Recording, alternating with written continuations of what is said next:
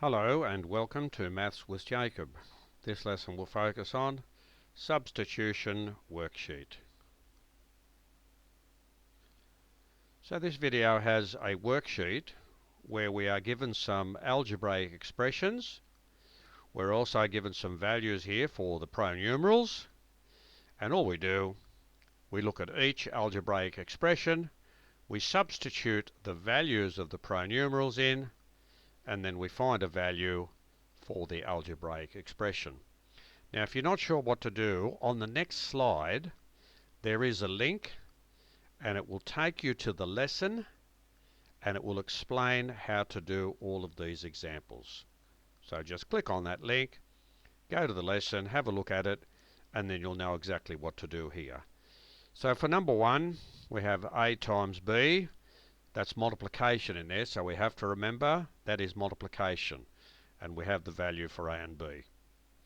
BC plus N, that's multiplication there. We have values for B, C and N. Over here we have a 3 outside of those grouping symbols. That's multiplication there. That's very important to know that. It's the same here for number 4.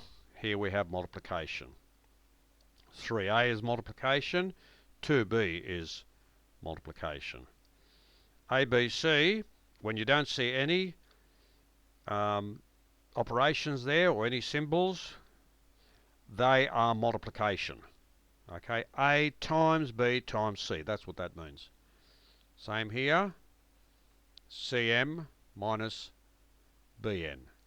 Don't forget order of operations too. It's very important to remember your order of operations, because that tells you what to do first.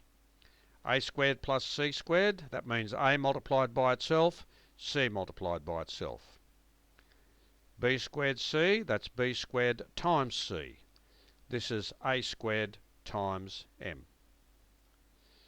B cubed minus A cubed. Cubed means the B is multiplied by itself 3 times. The A is multiplied by itself 3 times. That's quite self-explanatory there. This one here is very, very tricky. Now in the lesson it actually shows you how to do this. So be very, very careful. If you're not sure what to do here, quickly go back to the lesson, which is the link on the next slide, and it will explain how to do that. This one here is a little bit more straightforward because I've got grouping symbols there. 0.3 times n squared and 0.25 times p squared.